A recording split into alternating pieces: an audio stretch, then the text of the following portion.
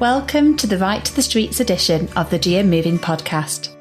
Join the conversation about what makes our streets, parks and public spaces joyful, welcoming places for people to be and to be active. Join me, Eve Holt, strategic leader at Greater Sport, on the journey around the streets as we explore people's freedom to move about without fear. In each episode, we hear about the roles we can all play to make where we live, work and play places where all women and girls feel they belong and are invited to be active. We gather stories, experiences and ideas as we speak to strategic leaders, decision makers and lots of local people who are creating the conditions in place for everyday moving and active lives for all.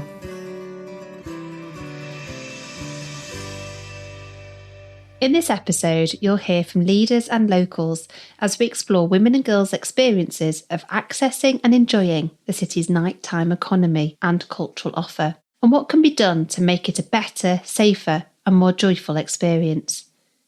When we talk about culture and the nighttime economy, it's often the things that we do after hours, including the theatre, cinema, gig going, or nipping down the pub, having a cocktail in a bar or hitting a nightclub. When we talk about these venues and the streets around them, it's important to consider both the customers and the people who work there. Manchester is known around the world for its sports, culture and music venues. Trafford is home to some of the biggest concert venues, including Lancashire Cricket Ground, Victoria Warehouse and Old Trafford Football Ground, all of which are popular venues for international artists and gig-goers. The regular influx of visitors brings a big boost to the local economy, but sometimes comes at a cost for local people and place. In this episode, we'll explore some of the challenges in the sector and the things that can be done to make venues and the streets around them safer and more joyful places for everyone to live, work and play. So, coming up in this episode, we go out and speak to a bunch of gig goers in Old Trafford about their experiences of feeling safe on a night out and the precautions they take to feel safer. Factoring in, are you close to somewhere that's open, like a garage, close enough to the venue? If one of us loses our phone or whatever, we've got like a meeting point.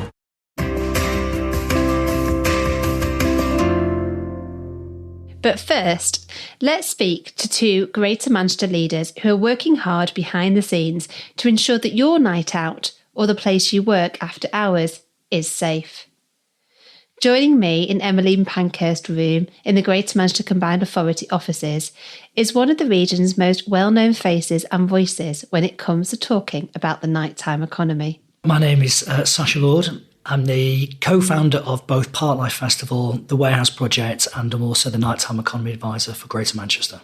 Sacha grew up in Altrincham in Trafford, and this year marks his 30th year of promoting events in Manchester.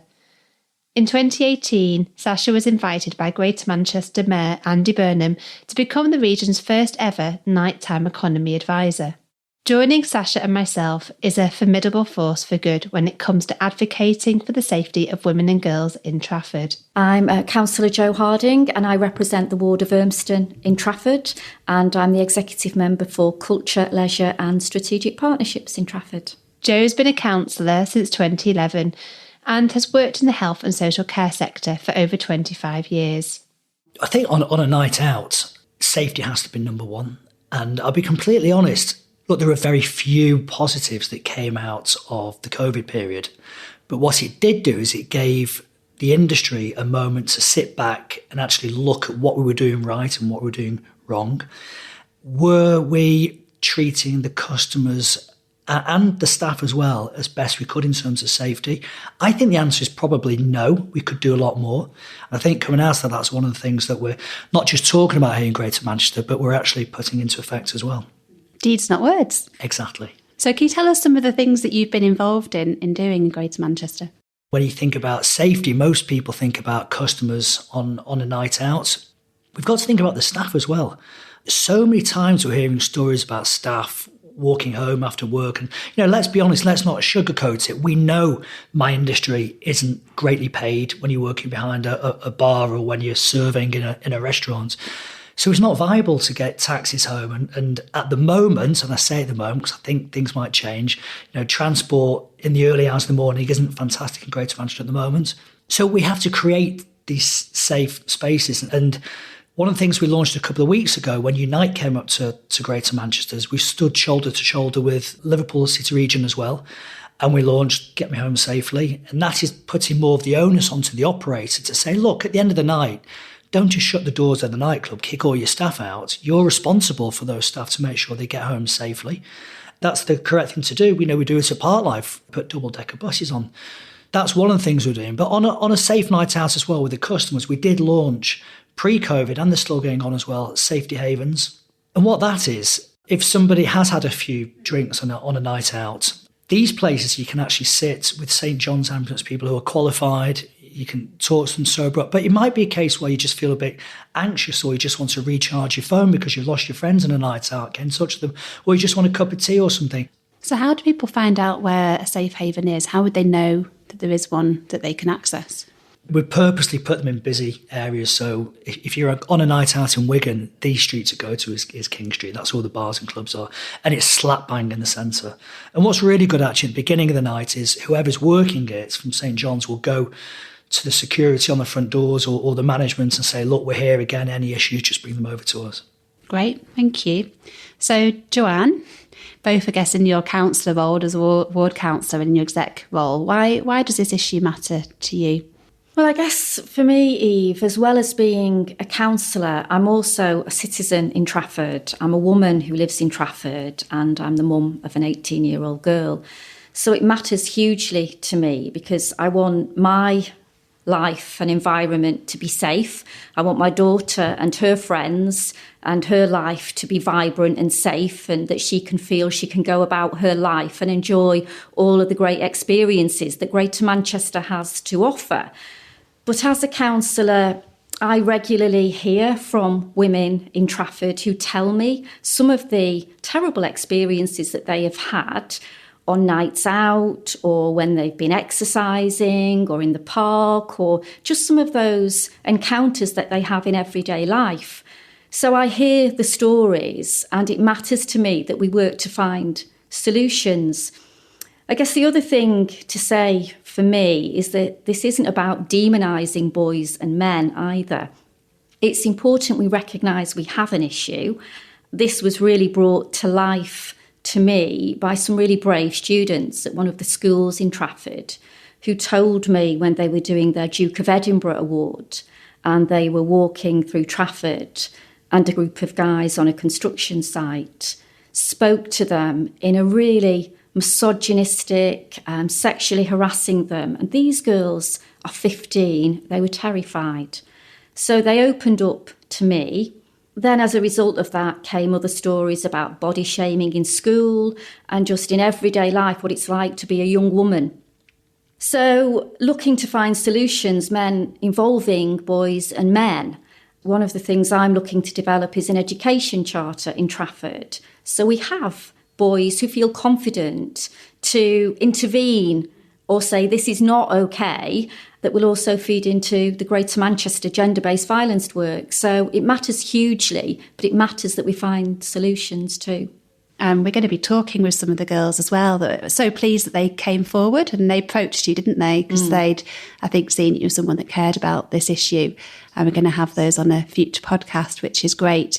But again, we know that often it isn't reported, that people don't think they're going to be taken seriously. They don't think their experiences are going to be, validated. So I guess in your experience, Sacha, across all those cultural venues and in your experience of managing Parklife, is there anything you've seen that helps encourage then young women to report incidents? And what can we do so that they do know they're going to be heard, they're going to be listened, and they're going to be believed?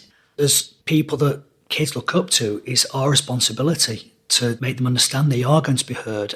There's an attitude change now, and I think boys and men are understanding what was wrong a few years ago. And I do think attitude is definitely changing. And I think one thing we have said in Greater Manchester, which is absolutely right, is call it out. If something's not right, if you are a boy or a man, you see something that's wrong, call it out. I'm intrigued. So when you think there's a change, what have you seen and heard that's giving you, I guess, some hope that there's this bit of a cultural change coming or happening? On a ground level, so I've seen it at Warehouse Project. I'm not going to sit here and lie and say everything at Warehouse Project is absolutely perfect. It's really not. So we have volunteers who are trained. We call them the angels, and they walk around the venue the whole time looking for girls and women who are vulnerable. And the change that we've noticed in the last couple of years is actually not just their friends, but boys and men are actually bringing them forward now and saying, look, we've just seen this here, this happened, that's not right. And they actually help the volunteers to go over to security and point out where the issues happened. And we haven't really seen that apart from the last couple of years. That was not happening, certainly pre-COVID. So that's why I think attitudes are changing slightly. Great, it's good to hear. And one of the elements of the project has been bystander training. So how do we encourage people to know how they can take action? They can call it out and be good allies and good bystanders, whether again that's in the workplace, in schools, in college, on our street, in our communities. So it sounds like probably the training for the angels, I imagine it has lots of similarities. Is that something that you see in here as a norm across other kind of festivals or events across nighttime operators? Is that something that people expect to have in place? The responsible ones, yes. If you're a licensee, there are 5 objectives that you have to tick the box for. One of the main ones is actually looking after everybody in that venue. It's their responsibility then to pass that message on to whether it's security, whether it's the bar staff. I think what I'd say to anybody listening to this who goes on a night out is don't automatically assume, as most people do, if you run into a problem, you've got to contact a member of security. You know, those bar staff or the staff that are there, whether they're cleaning the floor or whatever, you know, they are the front line, really. Go to the nearest member of staff and say there's a problem. There is a good chance that they will know exactly how to deal with that. And is there anything more we can do that, I guess, standardises that, so makes that the norm, that all operators know that all staff is going to have a basic level of training to be a good bystander, a good ally? Definitely, and this is something we're doing right in Greater Manchester. You know, you've heard of the Good Employment Charter that's been introduced. And take-up was not fantastic within hospitality. We know the reasons why. It was shut. But we are open. Greater Manchester's bouncing back quicker than many other city regions. For me, great that we're having this conversation, but things aren't changing quickly enough in that. Look at the example I just gave you about those construction site workers. I will guarantee they will have a partner, a sister, maybe a daughter, their mum. They wouldn't speak to their mum, daughter, partner the way they spoke to those kids. They simply wouldn't, but there's something innate that they thought that that was okay. So that has to be called out. It's that casual, everyday sexism and misogyny. And there's some brilliant examples on the Is This Okay video. Hey, beautiful, gives a smile. Bet you look much prettier when you smile. Aye, don't ignore me. Come on, love. Think you're better than me, yeah? You're not even that fit. What, you're not going to invite me now? Yeah, you're asking for a dress like that. Are we off tonight? She definitely wants it. Oh, he's sexy. Do you think this is okay? Social media plays a huge part in what young boys and men have access to. So they have access to porn from a very early age, which gives a very false sense of what relationships are like with women and girls. So I think that has to be challenged and worked upon for sure. So what are some of the things that you would like to see, I guess, operationalised across our kind of cultural venues, our nighttime economy in Trafford? So in Trafford, there's the Right to the Streets work we're doing, which I think is really exciting. Women are coming to us and saying, we do want to exercise more, but if the street lighting's too dark or if there are too many trees and it's really dark, you know, I run to the gym. I don't want to run to the gym if it's dark and wet and cold, because I do feel more anxious about that. And it's about all ages. If we want women to be physically active and well, we've got to consider how all ages feel. And right to the streets is the right thing, really. We all have a right to the streets. So there's the right to the streets, there's licensing, responsible licensing laws, working with our taxi drivers and nighttime economy. But for me, it starts early doors. So that prevention work, having those conversations with young boys and men, but keeping boys and men safe is vital in our fight to get this right. So, on that rallying call to action, let's leave Joe and Sacha for a few minutes. Come with me and our producer Danielle to speak to a bunch of excitable gig-goers who are experiencing the nighttime economy in Trafford firsthand. So we're just on the road right outside Victoria Warehouse. There's lots of taxis and pulling up with lots of party goers who are all going to see Fat Boy Slim. I'm very jealous. So is Danielle. Gutted. You can hear a few ticket touts in the background, buying and selling the last few tickets. And just been great. It's great to talk to people as they arrive about their experiences on our streets, what makes them feel safe, what doesn't, and what are things we can improve. I always think about how to be safe. It's always something that I think about. Even I live in a really nice village. I'm going to go back there tonight, and then I will still think, how am I getting home? Am I going to be okay? And which way am I walking? Is it lit? And that's ridiculous because it's a really safe village, isn't it? Yeah, it is. And now, if I'm in the city centre, then I would always be quite conscious of that. In almost, I don't know. I suppose it's more well lit. There's more CCTV, so that it is safety makes numbers you feel as well. Yeah. So I think if you're on your own, isolation, I think is a big thing. So walking around on your own, instantly feel fearful. I think if you've got people with you, around you, that's what's important. And I think that's where, for me, that's definitely something I would look for. Am I on my own? Yeah. Have I got people near me? I think the lighting's a big thing. That's it. I always take roads that have got lighting. I plan my route by lighting. So I'll always go, right, okay, that's the better lit route, so I'll walk that way instead. Because I just think it feels safer that way. So you do a lot of planning. Yeah. Sounds like you think about it a lot. I'm a planner. And do you all feel like consciously or subconsciously you're thinking about what you're doing? I do, but I carry my keys in my hand just in case. Yeah. I always put my key through my fingers so that just in case. But I think you're absolutely right. What's sad is that this is all a conversation. We have to think about it. It has to be a thought. You cannot just come out on a night like tonight and just go, I'll be okay, have that confidence. It never happens. You always think about, how am I getting home? Who knows where I am? Who am I with? Do they know what to do if I'm missing? These are all conversations that you kind of have internally, And it would be a wonderful place if that wasn't the case. But Just imagine. I think, but men don't have those conversations or those thoughts. No, my husband literally walks the total opposite way home to I will, and I had that conversation with him, and I was like, straight up the dark path, and I'm like, what are you doing? You could that's dangerous. And he said, it's theirs. No, it's not. Because it's not. It's not. What do you think has made that difference? Why does he feel safe doing that, and do other men, and why don't you? Physical strength, I guess, but that's sad. It's sad that it comes to that, but I think that's what it is. It's physical strength to be able to stop someone doing something, and also I guess just the fact that it's written in history as well. That's how it feels that it is. Women are that's the stuff women have to deal with. That's the narrative that women have, and it's not the narrative men have. And I look forward to the day when I have my daughters not have that narrative. But I don't know how we make that happen. I don't have the answer. Yeah. What do you think?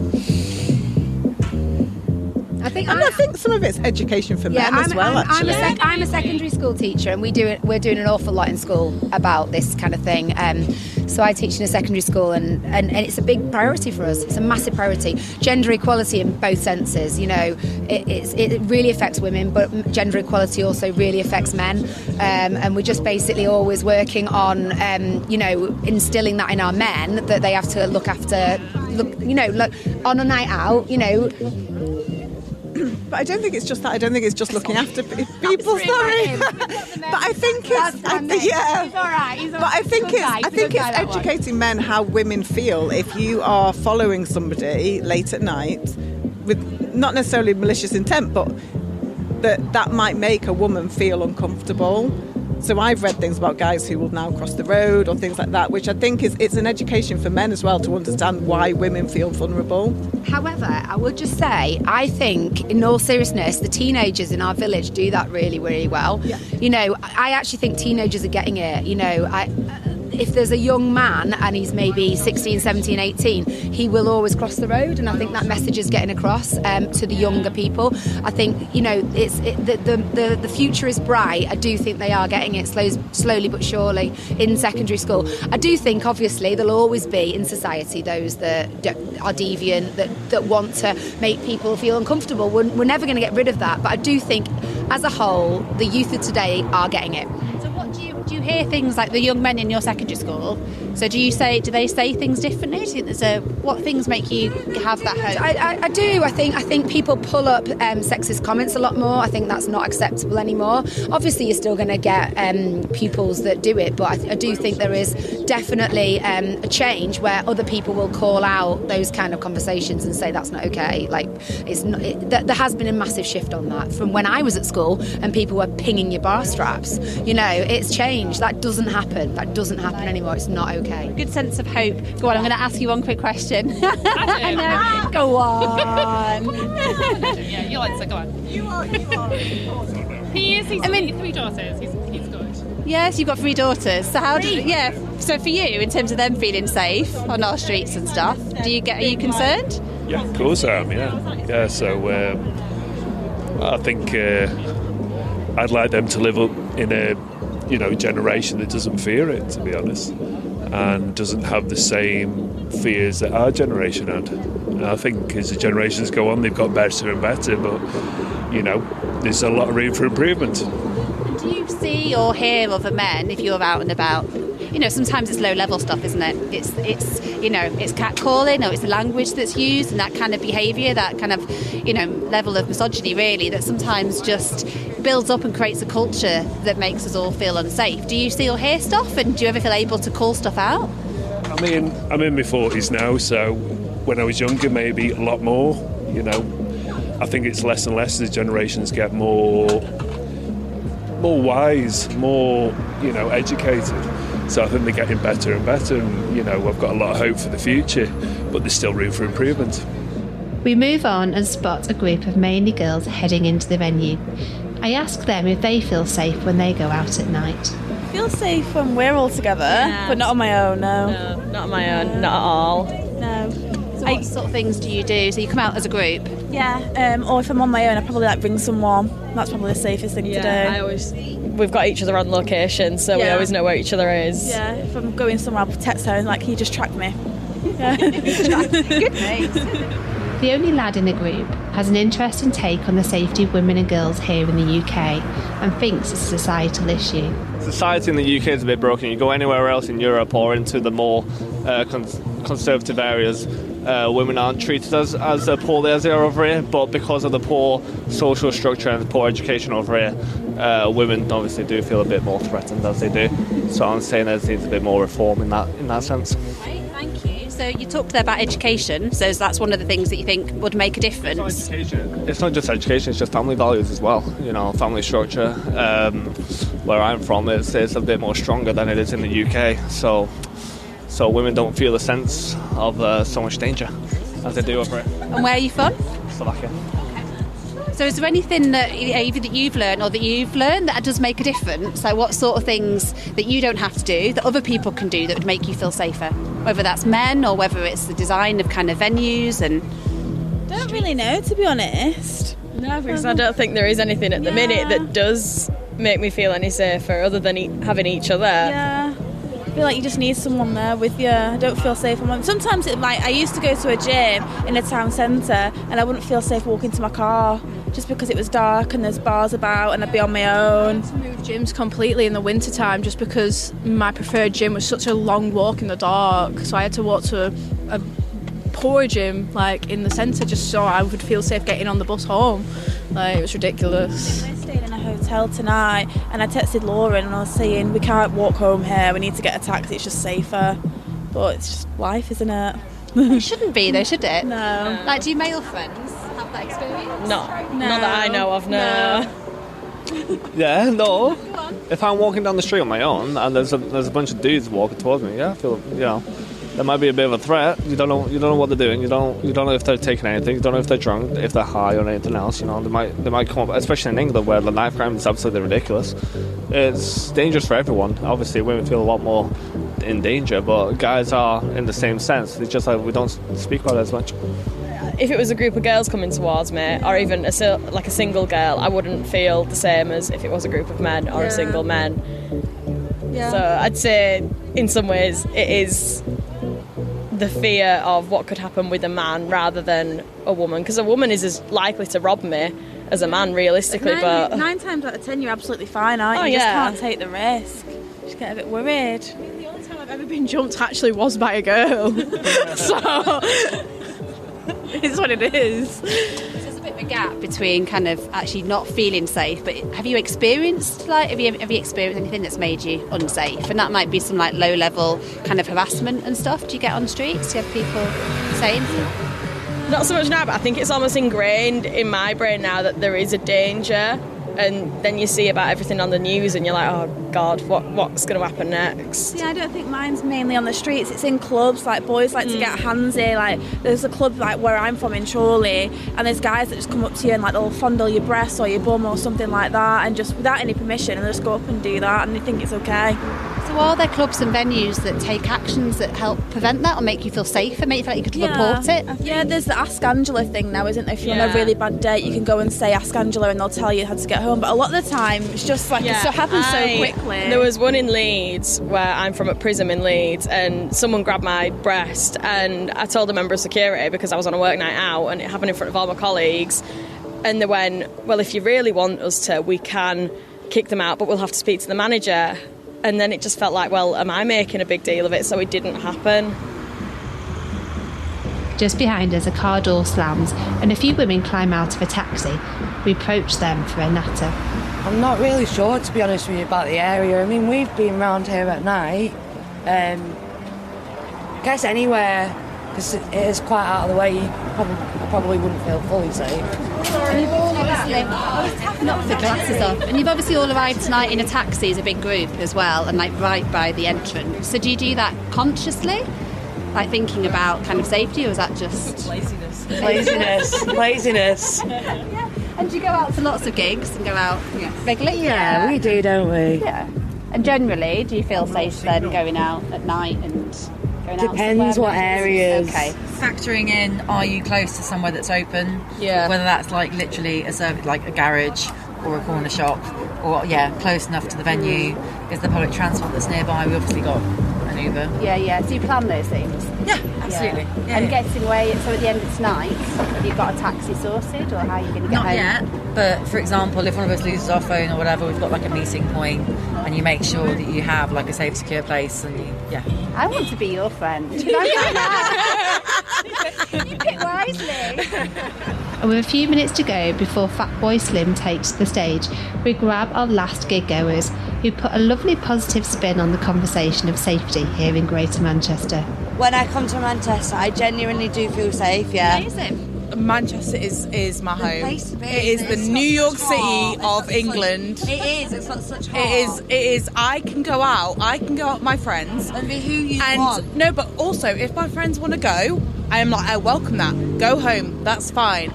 Like, if you were on your own in Manchester, you walk into any bar, and you can always talk to a group of people, and they're so welcoming. You could walk round in Manchester wearing a bin bag, and not one person would question you. They'd be like, oh my God, that's such that. Have a good night. Oh, thank you. Take care. Take care. Cheers. I don't know about you, but I think that last young woman would make a fantastic addition to Marketing Manchester.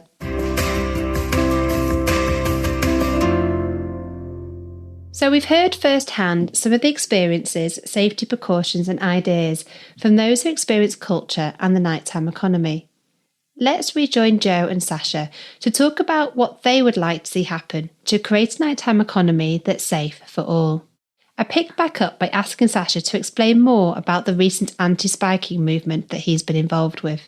Look, spiking is not new. Sadly, it's been around for many, many years. What was brilliant is the girls and women about 2 years ago across the whole of the UK said, you know what, enough is enough. We're not going to just accept this anymore. We can't turn a blind eye to it. And I don't know if you remember, there was a boycott. They boycotted nightclubs across the whole of the UK. And actually, it was a Wednesday night that it happened in Manchester. And I remember it really well because I was in London during the daytime. And it was Andy Burnham that phoned me up that said, have you heard about this demonstration that's taking place tonight? And I had. And he said, I think we should go along and have a listen to what they say. And we were both shocked how many people attended it. There must have been 700-800 people there. We listened to some of the stories and it didn't feel right that we said anything. It was their platform. It was for them to say it. But we engaged, and 3 or 4 days later with Greater Manchester Police, we both walked down to the university and we met and we heard some of those stories. And I knew it went on, but I was shocked, actually, at what they were telling us. Completely unacceptable. So we started some work in Greater Manchester, rolling out on-site spiking kits, because half the problem is, once you've slept it off, there's a good chance that it's actually out of your system. So you need to get it there and then on-site. So we're rolling that out, and it felt positive, and we're hearing the right noise from the government to say, we're going to make this a specific criminal offence. And actually, Priti Patel came out and said that she'd make it a specific criminal offence. But then remarkably, and none of us could understand why, it was a complete curveball, the current Home Secretary came out in beginning of January and said, well, actually, she's quite fine with a law that was made in 1861. Now, you don't have to go out and socialise to understand that socialising in 1861 is completely different to socialising in 2023. And I was away at the time, so I said to my wife, I can't understand what the thought process behind this. So I mentioned something on Twitter. I opened up my private messages and said, get in touch, let's have a conversation when I get back. Expecting 20, 25 people maybe to come forward. There were hundreds and hundreds. There were that many people that came forward. I feel guilty because I couldn't personally respond. There were too many for me to respond to. But the story that happened time and time and time again, as I was told, was, well, it did happen, but actually we never reported it because we didn't think it would be taken seriously. Or luckily my friends were there. They looked after me. They got me in a cab. They took me home. I slept it off. And I didn't want to waste anyone's time. That is not right. And I think, firstly, by making it not a specific criminal offence, what message did that send out to the criminals? Because that's what they are. They're criminals that are doing this. I think if you're one of these criminals, you need to know that you're facing a custodial sentence.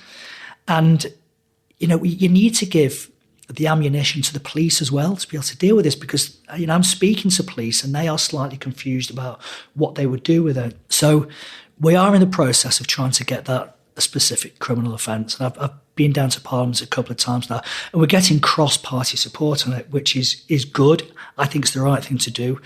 And, if we can achieve that in Greater Manchester, then hopefully it'll have an effect for the rest of the UK. And obviously that was one of the key levers we've got, haven't we? It's policing and recognising that when things are crimes, so making spiking in particular a criminal offence. We also know that lots of the day-to-day harassment, everyday sexism that happens on our streets also isn't a policing matter, isn't seen as a policing matter because it's not a criminal offence. Misogyny itself still isn't a hate crime. Anything that you would like to add, I guess, Jo, in terms of your experience about what more would we like to see happen that would ensure that it is taken seriously, it is a policing matter, and then that the resources are there to act? Well, we've only got to look at some of the institutional misogyny that is in some of our services. We've seen reports from policing, and the fire service report that's come out over the last couple of days hasn't made pleasant reading. So I think we have a job of work to do in some of our services, which are meant to be trusted institutions. So to Sacha's point, when he said then some, victims of spiking will, go and sleep it off, and then they'll think, I'm not going to bother reporting it because there's some of that victim shaming, or they'll be thinking, oh, nobody's going to listen to me, nobody's going to believe me. And that does happen with women and girls. They, something can happen. It's not their fault. It's not about what they're wearing. It's not about how much they've had to drink. It's not about whether they're walking somewhere that isn't well lit. It's not on them. But, they will invariably think, nobody's going to take me seriously. Nobody's going to listen to me, because you look at some of the mainstream press about some of these trusted institutions and it's quite terrifying. So they won't report. So there's work we have to do as a system at a local, a regional and a national level to really have those honest conversations about how we change culture. And that has to be some of those smaller steps, some of those conversations, starting in schools. And it takes men to be honest with themselves and to put the mirror up and say, am I guilty of that sometimes? Do I behave like that sometimes? It's not a great look, is it? You know, if I'm going to advocate for change, I need to be somebody who leads that change. So we need some of those ambassadors that are honest about some of the things they do sometimes and lead the way forward. I didn't have access to a mobile phone when I was starting to go out at 18, and you know, everybody's got them now. Everyone's on TikTok, everyone's on Instagram. Not so much Twitter for the young kids, but some of the things that's available on there, and then some of the disgusting people on there that have platforms is quite shocking. Actually, there was one recently who fortunately now is in prison at the moment. But some things he was saying and doing, I don't understand how he's allowed a platform to do that. But also, mobile phones are used very much as a weapon, you know, upskirting, taking photographs of women and girls that are potentially in quite vulnerable situations if they have had a drink or if they are vulnerable. And next thing you know, there's revenge porn, there are images all across social media that then you can't take down. They are out there. They are then an absolute blight on a young woman's life. And, you know, there was the case in Ireland of a young woman with revenge porn. It was horrific to read.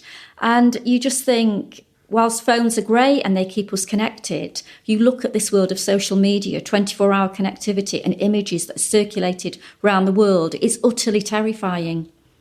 So there's this kind of mainstreaming, isn't there, then sexualisation, objectification of women that we're talking about here, which is a real cultural issue. And we are bombarded every day from all directions still with this narrative that means that you often feel that it is your fault, and that's where you're placed in society. So what's the ask of people listening? Because what we don't want is to stay static and people become overwhelmed and go that it's too hard to make a difference. What can I do? What can little old me do to make a difference?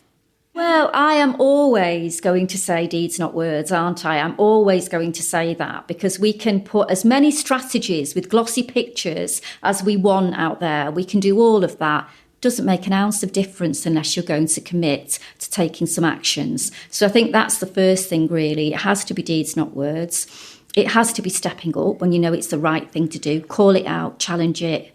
And I think we all have to own it together, recognise there's an issue and be committed to change and keep the faith, because I think we can change things. We've just got to keep the faith. I would say if you're a customer or if you're a member of staff, vote with your feet. Go to those places where you do feel safe. Work in those places where you do feel safe. Because if you do that, and the footfall starts to shift into certain areas, you'll notice operators are guilt-tripped into it. And they shouldn't be guilt-tripped. They should be doing it anyway. But you'll find that they need to start stepping up to the playing field that you're in. And it's something that both of you have role modelled. So you talk about, I guess, the negative side effect of social media. But both of you have used social media to signal that this is something that you say is not okay, that you will listen, that you will validate the experiences of women and girls. In both, you know, both the spiking example, Stratford Girls example, those people wouldn't have come to you if they didn't feel that they'd be listened. And if you hadn't signalled out that this is something that you care about, and that's something that many of us can do, can't we? It's just signalling proactively to say, I care about this issue, I'm here, I'm going to listen, and I'm going to do what I can that's within my control and my influence to act. And just think about how many of those people out there who, you know, probably do care about this issue, but maybe don't quite go as far enough to say that visibly and to use their power and their platform to really make a stand. It's interesting. So quite a lot of the people that came forward actually weren't the girls and women who'd been affected.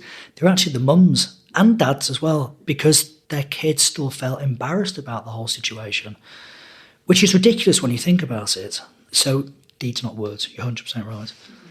And there's an education piece in that back, isn't there, as well, in terms of that, how as a woman on our streets, I still think how often I would be quick to blame myself if something happened, because actually I do go running out in the dark and I want to do that. But the fear is often, well, if something happened, people would say, well, you're stupid to be doing that. Why did you do that? Why did you walk back? Why did you go out? This shouldn't be for you. And we end up self-limiting ourselves from access to all the brilliant things that we know the city region has to offer, because the expectation has been really normalised that it'll be our fault. So how we, all of us as educators, and I mean all of us, not just in formal institutions and all as parents, can help share that message that is, just as you said, it's not on you. Definitely.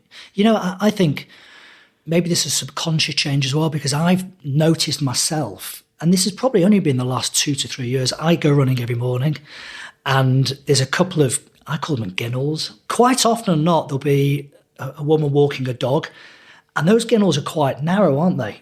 And I feel quite awkward, and I know when she hears my feet in the background running, she'll probably get quite anxious about it. So from a distance, I always say, good morning, make a point of it to let her know that, well, I'm trying to be friendly and I'm here in the background. I think the point that you made about people crossing the road and stuff, it is quite important. It is. And I mean, what you were saying then, Eve, I mean, my mum will still say to me, don't go out at night. I'm 56, and I'll say, Mum, I'm all right, but I am super cautious. I am. I've got a little dog. I take him for a last walk round the block at night about 9 o'clock. And even though I feel comfortable in the area I live, I am still a little jumpy, a little twitchy when it's dark. And that's just sometimes perception when it's darker. But it is the thing about respecting that we all live in a community. Respecting we want to rub along together quite nicely, thank you very much. And I want to look to men in my community to champion my right to the streets. I want to look to men as allies, and I've got some brilliant male allies in my life. And they are going to be the champions that will get this message across too. So I think, as Eve said, really, it's incumbent upon all of us to get the message without demonising boys and men, because we all know it's not all men. But it is up to us to get that message out there. And sometimes it's like rehumanising, isn't it? We've had lots of examples through this project of the way that when people just take the initiative to say hello, and sometimes people find that easier if they've got a dog with them or got a kid with them or something that provides that kind of tool to just rehumanise and just remind people and recognise that the other person may also be feeling fearful, maybe for another reason. And I've definitely noticed I do that more now, that if I'm out, I'm more likely to be the one that quickly says, oh, hi, when I approach a big group. And immediately they turn around and they smile and they say hello. And you've just stopped that fear, you've broken the ice. But that can be very tricky depending on who you are, on your own kind of characteristics, on whether and how much of a victim you feel like you might be in that scenario. So, it's not to say that is necessarily easy or feasible for everybody, but something about how we can all just, rub along, get on, be human, be nice to each other, and make the streets, joyful places. So as a final word, help us paint that vision of what you think Greater Manchester could look like if our streets truly felt welcoming, joyful, active places for all. The safer it is on a night out, whether you're a customer or staff, the busier it will be. It is that simple. I know there are lots of parents out there who won't let their kids go out because they don't have the confidence it's going to be safe. I know there are parents that won't let their kids go to Warehouse Project or Parklife. I know it, I understand it, I get it. When there's 80,000 people and they're amongst that, can I guarantee they're 100% safety? Well, no, of course I can't, but you do as much as you possibly can. And actually in Trafford, whilst we're talking about it, Altrincham is about to apply for Purple Flag, which is fantastic, and that is a really good, it's like a kite mark of a good, diverse, safe night out. Jo? For me, it would be women telling me that they've had a brilliant night out, not only in Trafford, but in Greater Manchester. They've had a great night out, they've felt safe and they've really enjoyed themselves.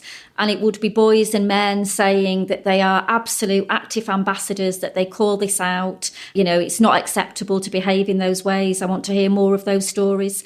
And I have said Trafford will be one of the safest boroughs for women and girls to live. And I intend to make that happen as part of the Greater Manchester work. But absolutely, it's not a utopian vision. I want all women and girls to feel safe. But ultimately, we're on a journey together and we've got to keep striving to make that happen. A big thanks to Sacha and Jo for taking the time out of their super busy diaries to come and talk to us. As this podcast is just the start of the conversation, we'd love to hear more. Going for a night out is something that most of us really look forward to and enjoy. Whether that's a cinema date, a trip to the theatre, watching your favourite band or having dinner. But what makes that night out experience feel safe for you? What do you think could be improved? More street angels? Taxi marshals? Public transport that runs late into the night? What makes the difference? If you work in a nighttime venue, or perhaps own or manage a nighttime venue, we'd also love to get your perspective. What have you seen make the difference when it comes to the safety of female staff and patrons?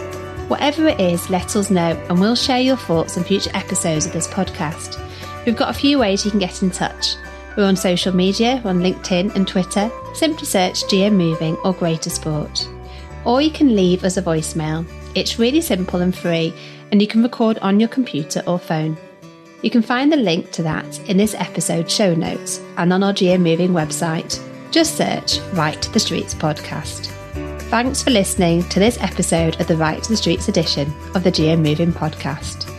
I've absolutely loved this conversation. I think I'm going to go and stand outside gigs with a mic more often.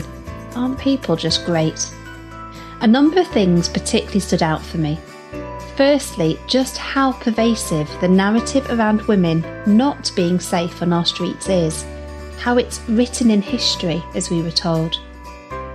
The importance of educating men and how women may feel if you walk up behind them, and how greater gender equality will make lives better for men and boys too. There were lots of references again to the ways that people look out for and care for each other, even as complete strangers.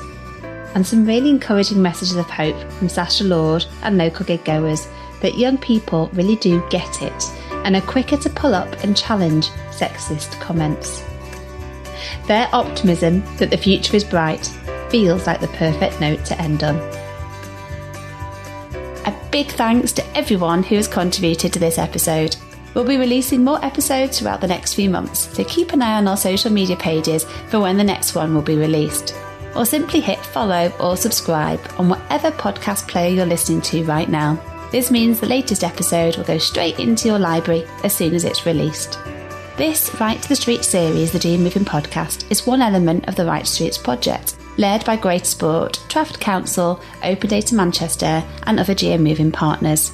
Thanks to funding from the Home Office for Safer Streets.